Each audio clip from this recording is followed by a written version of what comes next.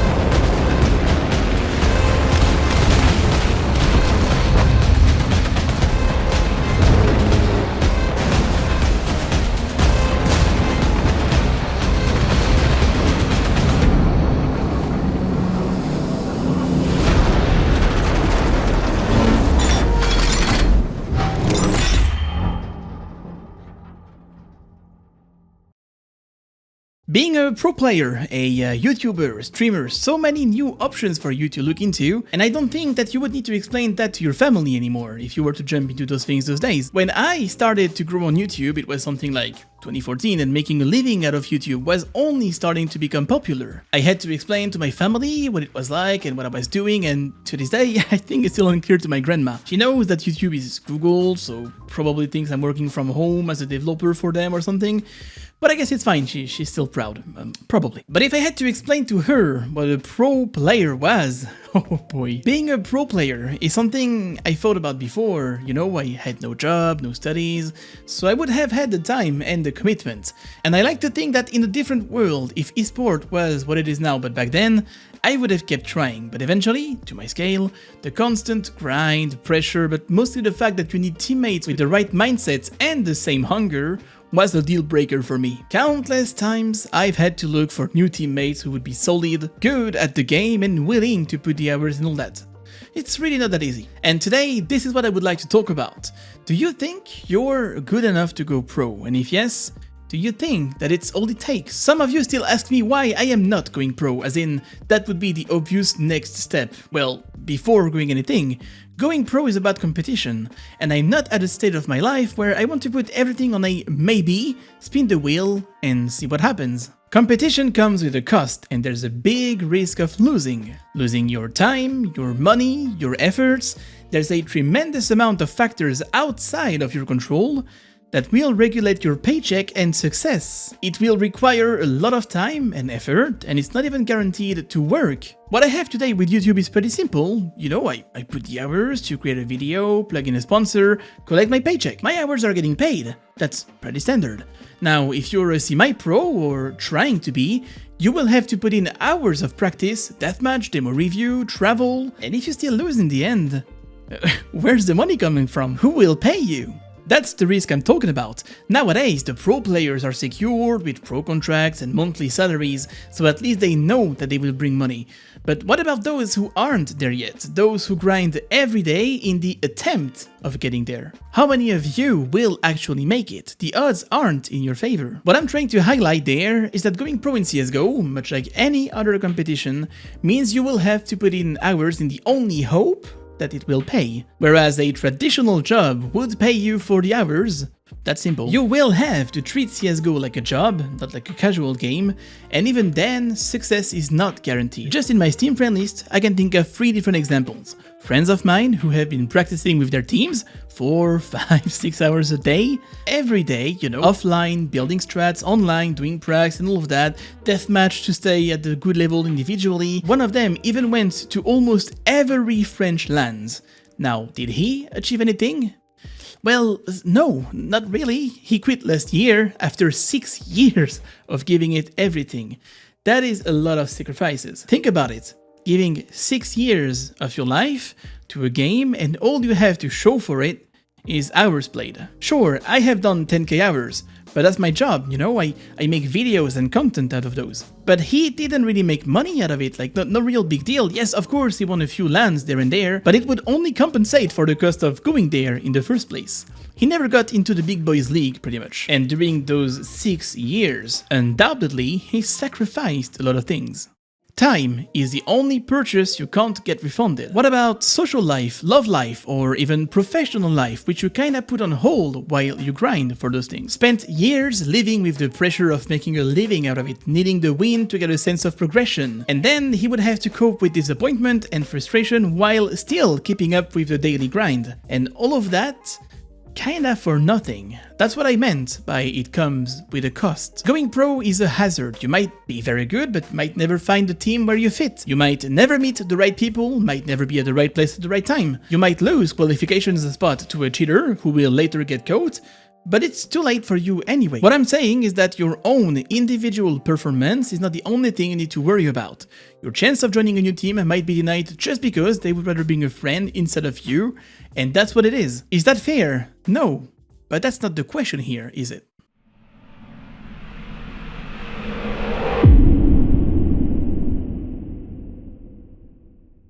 So you made it! You are now playing next to the best players and facing the best teams. So what is it like? Is it everything you hoped for? Now, here's a confession. I have lost interest in watching Pro CSGO over the years for a simple reason. There's just goddamn too many matches. Almost every weekend we have a big tournament, ESL Pro League, IEM, CS Summit, Starladder, Flashpoint, DreamHack, FunSpark, WSG and whatnots. As a viewer, this overabundancy made me burn out of those and lose interest. As a viewer. But actually, what's it like for the players to play that much CS? Since obviously I am not a pro player, I went and asked those questions to one of the most known figures of CSGO. Now, because you guys know my luck, I guess, the camera froze early on in the interview, so I only have the audio, but I'll do what I can. I would like to know, how many hours do you play per day of CSGO? Roughly, in average, obviously. As a For a classic day, I would say that it's, I don't know, we can start around 12 and finish around 7 with the team, with Okay. a break of 30 minutes or 1 hour in the middle. Yeah, roughly 6 hours of practice during one day. And afterwards, if you want to do everything really good, you need to have at least an extra of 2 hours where you play the game or you watch a demo. Do you, on the individual level, still have to deathmatch or warm up? That's what you do daily, I guess. Yeah, deathmatch is well, I use deathmatch to warm up, as you said. I use deathmatch also if, for example, I'm having some issues with the pistol round and I'm struggling with Glock and USP lately. You know, I will focus my deathmatch on Glock and USP. But yeah, deathmatch is purely warm up. It doesn't make you improve significantly. Okay. But it's nice because it's warm up, but it also like maintain your individual level, I would say. On the day-to-day, that means you warm up / maintain your level individually, talking on 2 hours per day. Then you switch to 4 official matches, roughly 6 hours of CS. So we're looking at around 8-9 hours of CS per day on a regular day-to-day. That this is the average, right? But This I is the assume average. sometimes it gets This is the more, average. right? When you have more officials. In bootcamp, in official, we tend to be 11 hours a day. 11 hours a day, okay. We called it the gulag. The gulag because, you know, it's a mindset you put yourself into it before bootcamp, for example, and you are like, okay, I know that I'm gonna be working a lot during this event, during this bootcamp, you know. Okay. So basically, you have the normal day of practice. Then you do your DM, then you go play individually, then you go watch 1 or 2 demo of a player that might bring you something into your game, in your play style, for example. So it means that even when you're Kenny, even when you are known and famously known as Kenny, you still have to improve. Oh, always. There is topics where every player in the world needs to focus at least on them on a daily basis. So you play a lot of CS, and sometimes in bootcamps you go to the Gulag, which doesn't sound like a lot of fun. So I do have this question: does it still happen that you boot CS and play just for fun? This is what I'm doing right now, but I'm not gonna lie. I wanted to quit CS so many times within those throughout those 10 years of career so far. Like the last tournament I won was DreamHack Malmö 2017, really big tournament. Mhm. That's also my last MVP. Before that tournament, I gathered my team, which was G2, the super team back then. And I told them, yeah, I don't know if I can do it anymore. What we're doing, competing, the ride, everything, you know. Okay, so the rhythm that is overwhelming, that is because we look at 2017, back then Yeah. COVID wasn't a thing, so you still had to travel to events and all of that, right? Yeah, we were traveling a lot, and yeah, I don't know. I was also not as good as I thought I would be at that time, you know, in my head, for a lot of reasons. And yeah, I got the team and told them I want to stop after the tournament, you know. After the tournament, we win the event, I win the MVP, and I'm not even happy. That remains the biggest regret of my career. Why? Because I didn't win after that. Never again. I didn't win an MVP, I didn't win a tournament, none of those two. And those two things, I was not even happy to have them when I won, when we won Malmö. So at the end of the tournament, I decided to stay. Uh, you know, like the thing is that doesn't matter where you play, when your career is going good, everything is just a gift and perfect and makes your life and you're really happy, you know.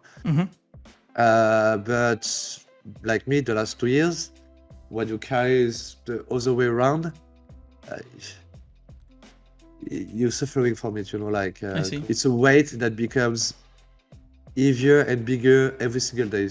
I see. The pressure, the biggest pressure is the one you put on yourself already, first of all. Sometimes you tend to force it, and more you force it, less you reach it. So yeah, it happens that I've been benched for so many reasons that I can tell you. But me, I literally did my whole career relying only on my talent. Okay. While, you know, like I've been there when Simple, G-Vice, Nico, they were here and they were the players that everybody knew, but I was still like among the best as well, you know. But with time, with people that have a similar talent to you, not bigger, not smaller, doesn't matter, similar talent to you, with the amount of work they will put, they will get better than you. They will get better than you anyway, you know. My next question was, has it affected your personal life, this overwhelming rhythm? And I assume this is already answered. It has affected your personal life. Yeah, I did. My take is that those years, at least the past year, has been COVID. So you don't travel. And you have been benched on February, right? So it's like 3 months ago. March. So you roughly played 1 year of COVID, basically. Has COVID made things worse or better in that terms of schedule? Oh, that's worse. That is worse. Worse. I mean, we travel less, but somehow we have more tournaments. You know, Okay. we have more tournaments, and online you don't really understand what you're playing sometimes. You know.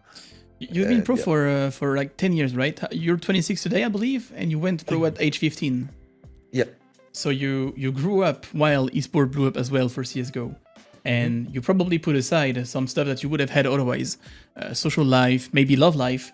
Do you believe that pursuing a CSGO career like you did is a sacrifice? Oh yeah, it's a really big sacrifice, but I got the chance to become pro, and as soon as you become pro, it gives you a life that is totally worth it. Because yeah, I've been talking about how hard it can be.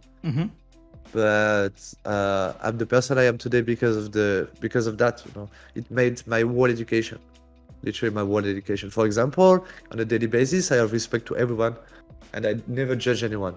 And most importantly, I cannot hate anyone. Of course, if someone killed my mother, I will hate that person, of course, you know. But like racism, like every topics of the society right now. That are related to hate towards someone else, I cannot feel it. I cannot feel it because Since I'm 15, I traveled, I met people, I have friends in all countries. I have friends Okay. everywhere in the world, you know? Let's talk a bit about the pressure. I only have a few questions left. When I'm in the clutch, I might sometimes get a bit stressed because, that's me, and we're just talking about matchmaking. You are a pro player. Clutching is what you're supposed to do for a living. Do you still feel that kind of pressure while in game? Yes, absolutely. Absolutely. You feel the pressure every time you're in an official game, and not when I'm in practice. When I'm in practice, I don't have that much pressure to clutch or anything, you know? Mm-hmm. But when you're in an official game, that being online or even bigger scale on the stage, you have the pressure, like you have no idea. You have a really crazy pressure when you clutch.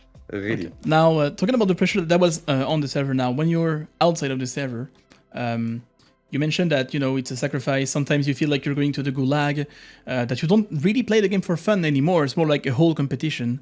So that means you're not really taking that much pleasure unless you win. So the circle that is losing and keep on losing, that kind of stuff, is something that sadly you might have experienced at some point. But on top of that, you might have received hate from socials. Is that something that affected you at some point? And if so, anyone helping you to deal with that? First of all, as you said, I have had issue having fun playing the game on a daily basis. I've always had a lot of fun being on stage and being with the crowd because that's for me, CS is a show, and my game style is a show, and the world game is a show because people pay their spot to see their favorite players and teams playing against each other. So I love that, and I will miss that forever. And also for 10 years I didn't have a single break. Like I have a break now, and now my mental, my brain is as fresh as it's never been before. I see. I've started putting myself in a case that I could not get out of it anymore. So I was stuck. I was so stuck, and my life was repeating always. I was playing the game, losing the match, not playing as good as I worked for or I would want to. And then always the same. People insulting me, people wanting me to retire, people wanting me to do this, people wanting me to do this. That would be on Uh, socials, right? That's on social, yeah. Okay. Yeah, there is a lot, and even as much as you don't want to see it, you still end up seeing it, I see. So that is on social. Then you have your own mindset, your own opinion, your own yeah, what the fuck, what's going on, what's wrong? Maybe they're right. Maybe I just suck. So yeah, you end up being a bit depressed at the end of the day. And I know that it changed my behavior on a daily basis with my loved ones and stuff. I was really irritated, even scared at some point. I was scared, Okay. not to play because every day was a new opportunity, but it was adding up, I see. And at the end, I just felt crushed, and that's why I felt so good after the bench. I felt so fucking good after the bench. That's difficult. That's really difficult. Okay. When you torturing yourself, and you see the people talking to you the same way I might talk to myself, it's not easy. And then when it comes to help, you don't have any help, man. You're on your own. You die alone anyway, bro. You have your Oh demons. shit. That's fucking dark, dude. No, but I'm sorry. It's a dark topic anyway for me. What I'm saying is that everybody has to face something, Everybody has to get stronger in the head in order to go through all the competition has to give you. I see. I would have one last question then, since again you've been playing a lot of CS daily for years and all that. When I play too much, I feel like it gets stale, counterproductive. Is it the same for pro players? Do you believe that playing that much CS becomes counterproductive? Well, I think at some point you will play a lot of CS anyway in order to get to the level you want. You need to. But if you want to stay productive and consistent, you need a balance, that's for sure. You need a balance, you need to go out. What saved me, literally saved me lately and my whole life pretty much, is the people I was surrounding myself with, which means my friends, girlfriend, Okay. Happened that, for example, Katowice, we stayed 1 full month in Katowice. Just hotel, practice room, tournament. Hotel, practice room, tournament. Hotel, practice room, bar. Hotel, practice room, tournament. Hotel, practice room, bar. But you get me. Sometimes, of course, yeah, we Yeah, go to the bar. I It get what you mean. happens. It's kind of alienating, I guess. Too much CS and too much practice. I don't really have any other question. Now the question is maybe you have something that you want to say or share or tell. You have my platform. You can use it how you please. Well, thank you for your platform, first of all. Thank you, everyone who are supporting me through Jeff platform as well. And I want to say that everything I said is fully related to me. I'm not talking for other pro players, but only for me, because everybody has their demons and everybody has to fight them and deal with them a different way. So everybody reacts differently to situations. Not a lot of people are like me, and everybody is pretty unique and special. So everybody has to deal with their own shit by themselves. Sorry for the bad words, Jeff. You will have to beep beep. You're gonna cost me monetization. Nice. The monetization, sorry, my bro. Talking with Kenny is very interesting because that's the kind of idea I had about being pro. He said something off record that also fits here. When you're a pro player, the highs are very high. You're on top of the world. But when you're not, the lows are very, very low.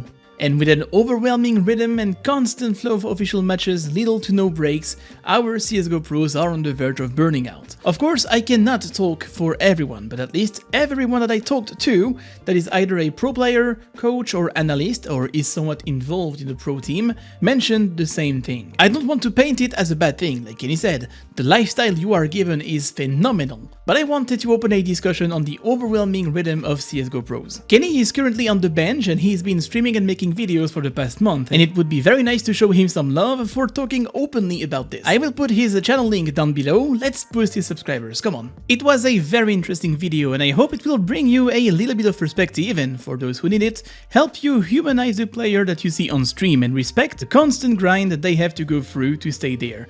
Thank you for watching and I will see you in the next video.